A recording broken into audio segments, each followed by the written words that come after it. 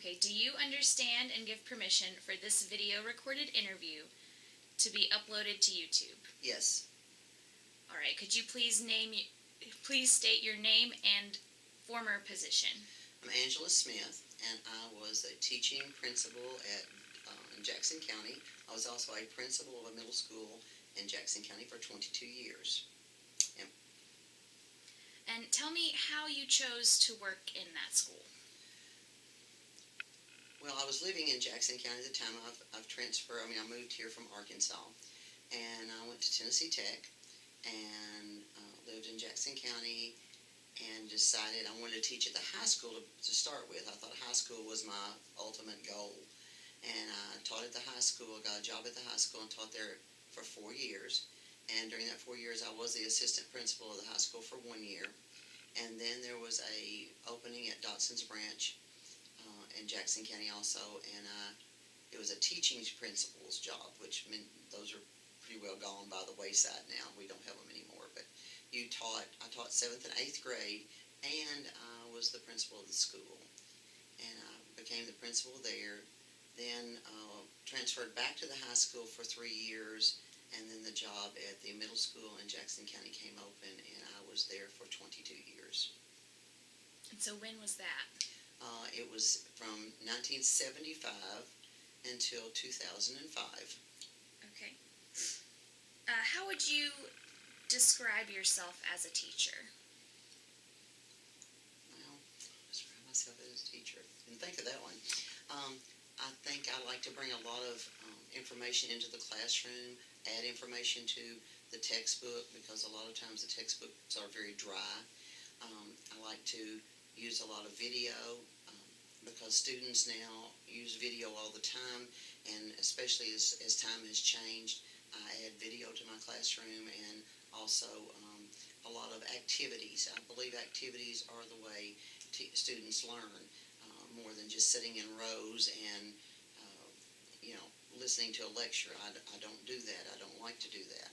To be exact, I teach Introduction to Education at Tennessee Tech, and we do literally activities every week in my class, and have communication with their fellow students, or which they will have to do in the classroom someday. Also work with other teachers.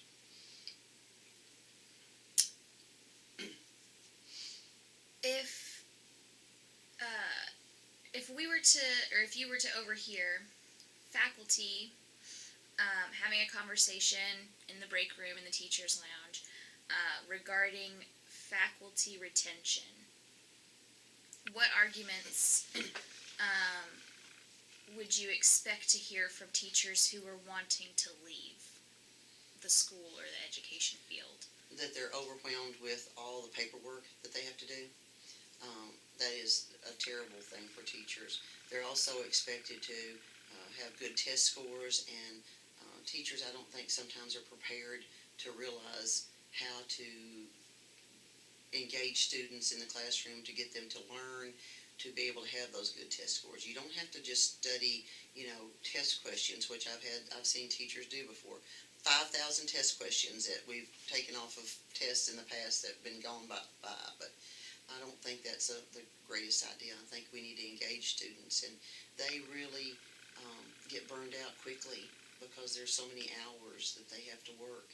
And I don't think young teachers realize how much extra time there is. All they see is a Monday through Friday, 8 to 3 or 8 to 4, and they don't realize that they have to stay in the classroom sometimes to 7 or 8 o'clock at night. So, conversely, what arguments do you think you would hear from teachers who were wanting to stay or trying to convince others to stay teaching? That they're doing good for young people. That if they can only save one child in their entire career, they've done more than a lot of people have done. And I think that's one of the biggest things, that we have to encourage teachers to stay, because if they're good teachers, we try to help them. We try to make their load somewhat lighter, possibly even, and try to give them maybe ideas on how to make their load lighter, help them in the classroom or whatever. And I think that that's the big thing, that we have to realize that we're there to help students, and that's our goal in life. If we don't like children, we shouldn't be teaching. And I have had some people in introduction to education who told me they did not like children, and I told them they should find another job. Whoa. So I know this was a while back, and it could be from either of the schools. But how would you describe the relationships between faculty members and administration in your school? Well, I was very hands-on. I did birthday cakes for all my faculty. Every birthday, every faculty member, all 40 of them, had birthday cakes on their birthdays. I had extra meetings for them to have to get-togethers and picnics and things like that. I also had an open door policy that teachers could come in at any time. My door was never closed. And that meant if it was midnight and they needed me, they could call me and they knew it. And so I think an open door policy is very important. You do have to keep a distance at times with some faculty members, but still that's so important to know your faculty, work with your faculty, be in the classroom, and let them know how you feel about things, and to listen to them. Okay, so changing gears a little bit to talk about the school in general. Walk me through a typical school day. Okay. Of course, when you just said that, all of a sudden I thought about school days that weren't typical. Um, the day we had 9/11, of course, or something like that. But a typical school day we would start out in the morning. I would usually get there about 6 o'clock to 6:30. I would check to make sure the janitors were there, that everybody was okay, the halls were all right. We hadn't had a break-in or anything like that. 7 o'clock, my superintendent would call, because he called every morning at 7 o'clock, and we'd have a chat, just a few minutes on the phone. How are you? Is school okay? Is everything done? Then I'd hang up. Of course, I'd check with bus duty. Buses would start coming in. And I always said, if we didn't see a bus driver drive up in the front and get out of the bus, it was going to be a good day. And so usually you would have to take care of bus situations around 8 o'clock or 7:45. At 8 o'clock, the students would go to class. Most of the time I walked the halls to see that everybody got in class, that everything was going okay. Make sure that all the teachers were there, the staff was in the places they need to be in, and just chat with them and check with them. Teachers always stood at the doors till their students got in the classroom. I would usually go while the students were in the hall and talk with the students, see how they were. Knew there were certain students that had more problems than others. So then the rest of the morning would be either paperwork or checking on teachers or doing evaluations and that type of thing. Lunch duty, I would be in the lunchroom periodically checking on lunch duty. I had a policy that my secretary took notes. If someone called in the morning from 8 until 11, she would tell them that she'll call you back at 11 o'clock, and I would call them back at 11 to 11:30. In the afternoon, I would take at 3 o'clock. She would take notes for me the afternoons or messages, and I called my parents back at around 3 to 3:30, somewhere at that time. After that would be basketball, baseball, softball, soccer. The entire time I was principal, I think that I missed one or two soccer games because it was new, and I even drove back from Gatlinburg to have my band concert in December one year, because I attended everything that the students were in. I never missed anything that, if at all possible, that the students were engaged in. Wow. I was in every basketball game, every football game, everything. That's a lot of commitment. how would you describe your school's climate? Um, I thought we had an excellent climate. My teachers would come in, the students would come in and talk to me. The guidance counselor and I worked very closely together in case we had students that we thought were problems. I had a little policy that I did the first of every year. If I had a problem child from the year before, we would have a talk on, well, a lot of times we went out on the front lawn or we went on the front steps, or we didn't do it in my office. We'd go to the football, walk down the football field, and we sit down and we talk about the year before, and I'd say, I'm forgetting everything you did last year, and this year we're going to start with a clean slate, and we're going to try to do better, and if you need me, come see me. And I felt like that worked out really well. You know, that kind of climate, just a real closeness, family type.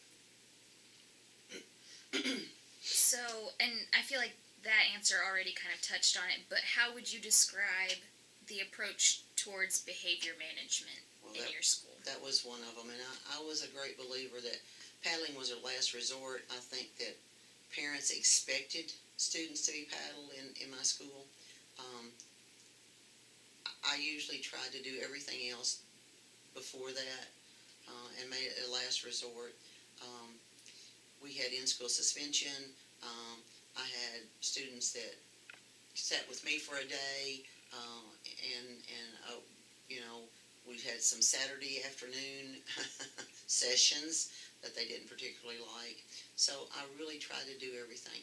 Although I did have parents that insisted that I paddle students, and I know that's hard to understand, but I had one situation. And a parent was dragging his student up the front steps, child up the front steps. And I got there and I said, "Hello, Mr. So-and-so, how are you?" And he said, "This boy transferred to your school. He was out in country school." And I said, "Okay." He said, "But I want to tell you something. The first time you catch him doing something, I want him paddled. And I want him paddled." And he said, "If he's not, I'm coming after you." I said, "Yes, sir, I'll take care of it." Well, the youngin was there, the young boy was there for a while, and he got in trouble. And he walked in my office, and he knew what was going to happen.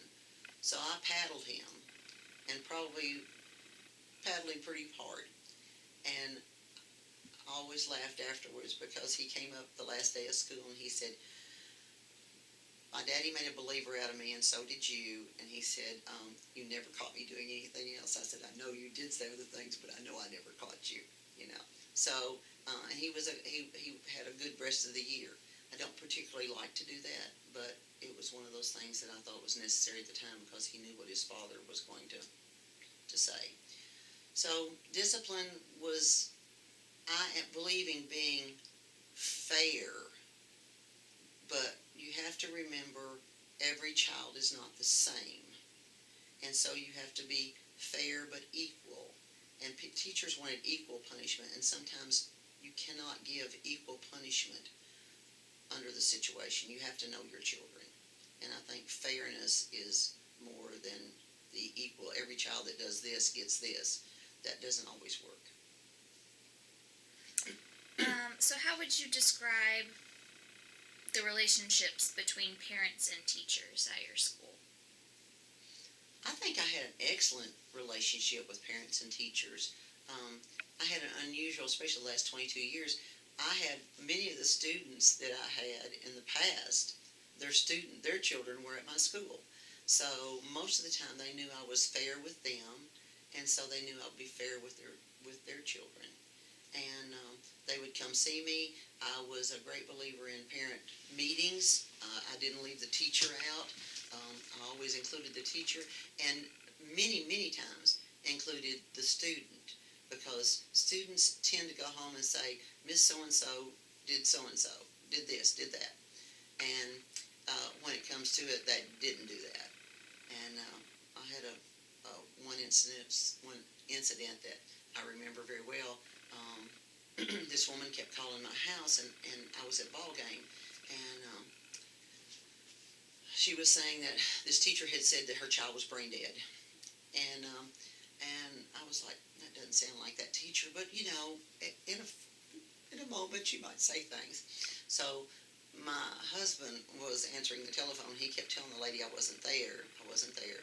And I think he kind of fueled the situation by saying, is that the kid that's yelling and screaming in the background? He said, he sounds like maybe you need to beat him half to death or something like that. And of course it made her mad.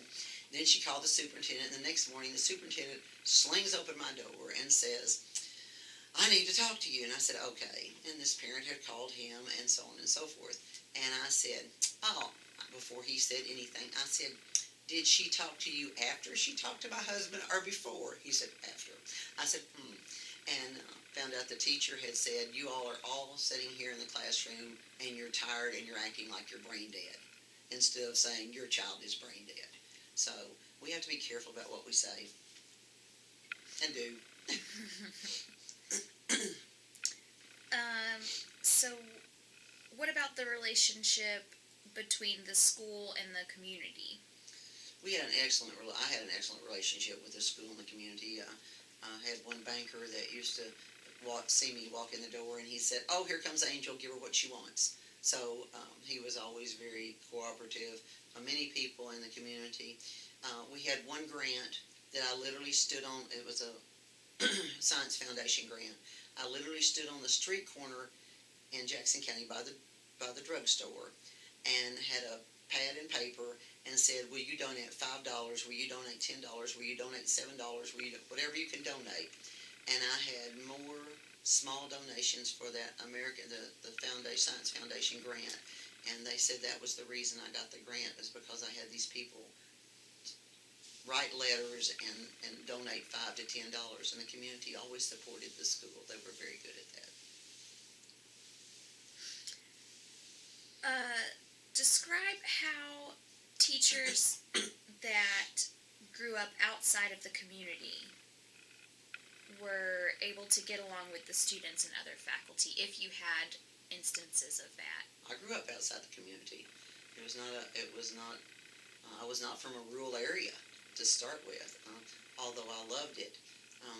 I think that most of them had to work a little harder at the time, but I had lived there for years. I had lived there for a number of years, and people knew me.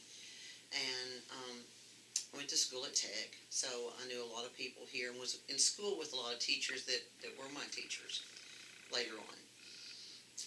And sometimes they don't accept them well at the first, but I think that they usually, if they're a good teacher and they know they treat their children well, then they're going to accept them okay.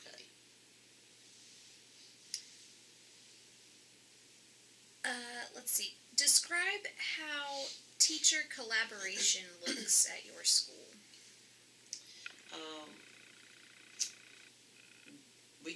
I usually just put teachers in groups, and everybody just collaborated very well with each other.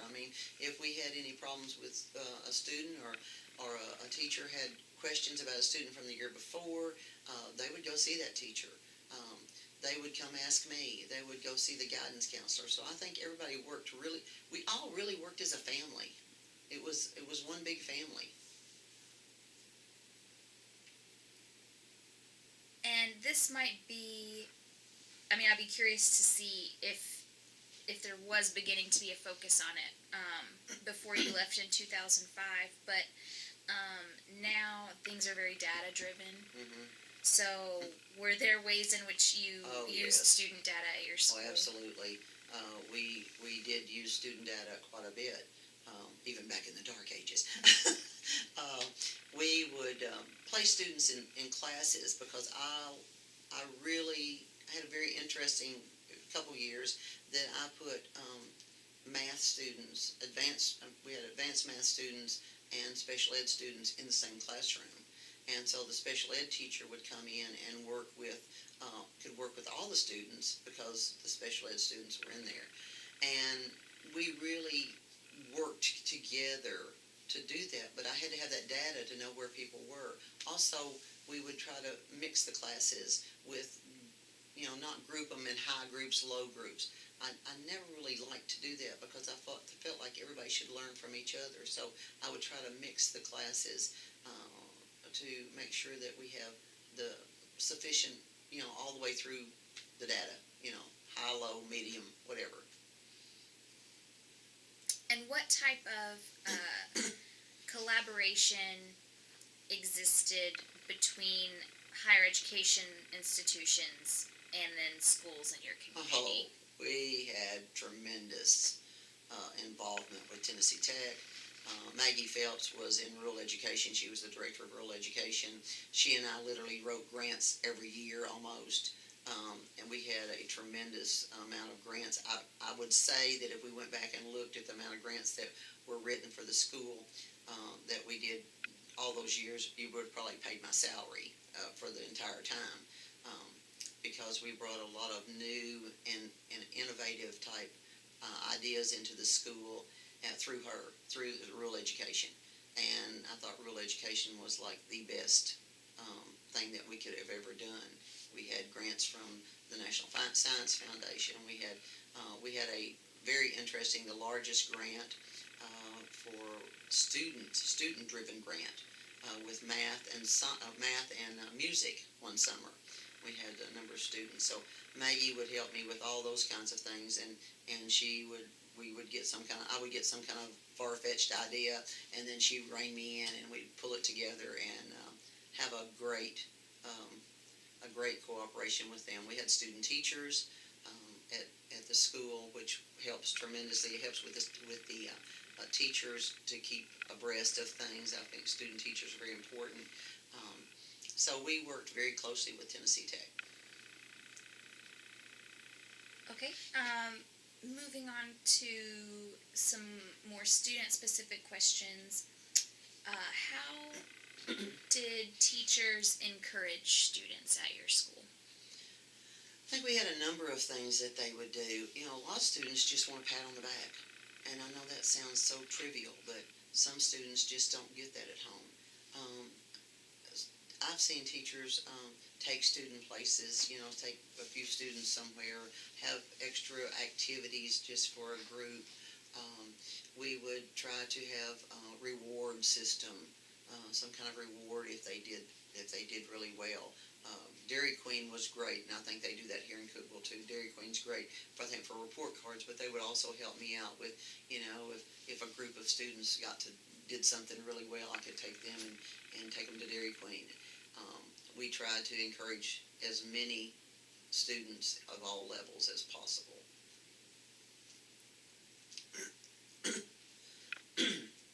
And how did your school help inform or guide students about career options after graduation? Well, of course, the high school does a lot of that, but we had a couple grants at the middle school that we started out with different areas. It was sort of like a pre-technical type training, and one of the grants had things like the telephone company and the hospital and sort of pre-vocational training. And so we started trying to do things like that, and we would encourage students through, we would have job fairs even in middle school to let people come in and talk about the different kinds of jobs that they have and what they would do at the job and that type of thing. So I encourage that quite a bit, because middle school is where they start making some changes and thinking, what am I going to do when I grow up? And so we would try to encourage students and bring people in all the time. Were there any dual credit or advanced placement options? High school did have dual credit options with Tennessee Tech. Also, the middle school, we had some dual credit even there, and I know it sounds kind of strange, but I think they do that maybe here too. We had the advanced math students that would take Algebra 1, and then they could go on and take the upper level algebra courses. So we would get Algebra 1 out of the way in 8th grade, and that was a choice that they made.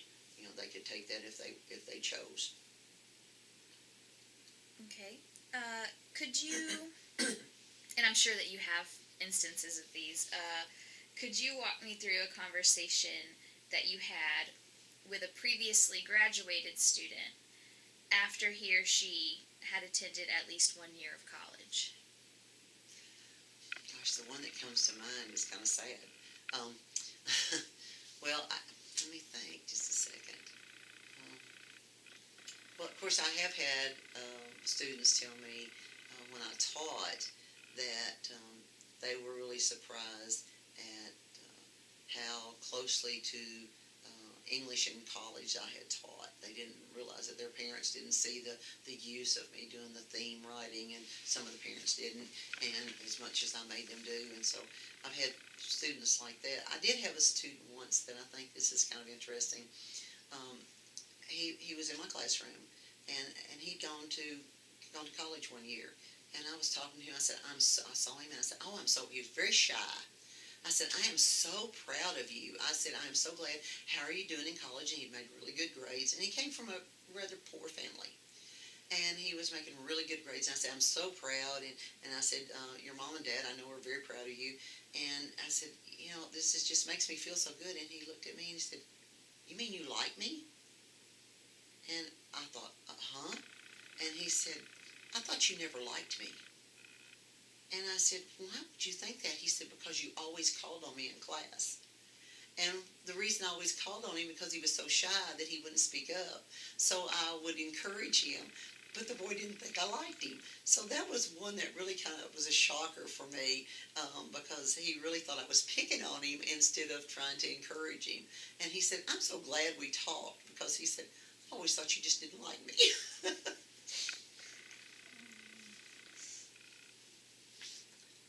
So what were graduation rates like at your school, or at the high school, and what had to be done to improve them, if anything? Yeah, I think they did work quite a bit on, especially after I left, they worked where we had good graduation, but we also had, of course, passed the test later on. And that was, many people started working on that early. That's why we really encourage students to take the more math classes in earlier in the earlier grades, and try to improve math, reading and reading levels. So they worked on that and had some special classes. I even had classes whenever I went back to the high school after being a teaching principal. They had some students that couldn't pass the test, and I did stations. I know this sounds kind of like little stations for them to go to, like you would in elementary school. In my high school English class for a group that had not passed the test, and it worked out very well. And then I would always have if anybody that ended up passing the test, we'd have a cake, or we'd have something in the classroom, some kind of party for them when they would pass the test. Okay, so finally moving on to just some really specific questions about rurality. So what comes to mind? How would you define the word rural? Because there's, believe it or not, contentious definitions of I'm it. sure there are many definitions of rural. I don't think people realize, of course, I've been teaching for 40 years. I don't think people realize there were people within the last 10 years that still don't have bathrooms in their house. Not everybody has running water all the time. The wintertime, if it gets cold, the spring freezes up and there's no running water in the house. My daughter one day asked somebody why they didn't have water in their tea kettle on the stove. She said, you don't keep a full tea kettle of water. And they said, why? She said, because in the wintertime, if it got really cold in the hills, as she said, that's how you brush your teeth. You use the water out of the tea kettle to brush your teeth, go to school that morning. And that's true, because sometimes it did freeze up. You were out in the country. It wasn't like being in the city. It happens in the city too, but yeah, I think it happens more in the rural areas because you're sparsely, you're so far away from each other. I think rural usually means family, because they're usually closer in the rural areas than the city. They know everybody, and they know everybody's business, whether it be true or not. I know that we have cliques like that, but you don't. The whole city knows, the whole town knows, the whole township knows about everything that's going on. And so rural to me just means, and I know it seems so cliche, but it means really a great big family when you're in a rural area. Could you describe a little bit how teaching in a rural school has influenced your teaching? Oh my.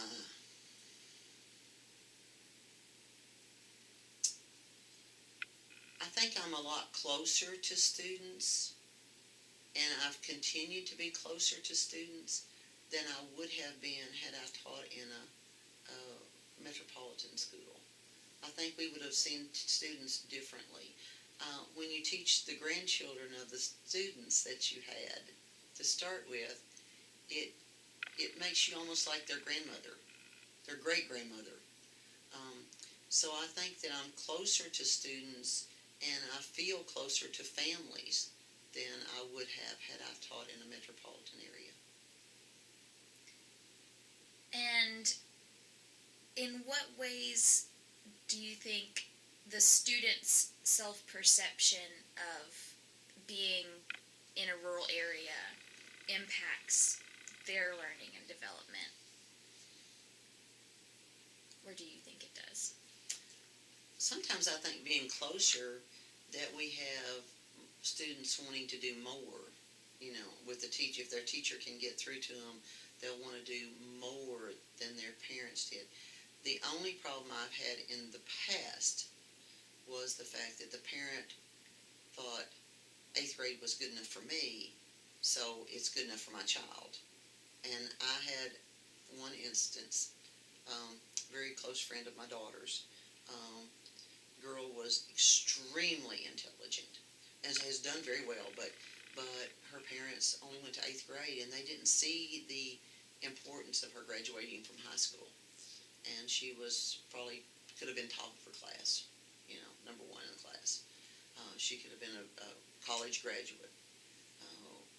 But I feel like sometimes we still have that perception, even today, that high school was good enough for me, so it's good enough. Okay. Well, actually, did you have any questions? Because that's all I have. No, I don't. All right. Thank you very much. You're welcome.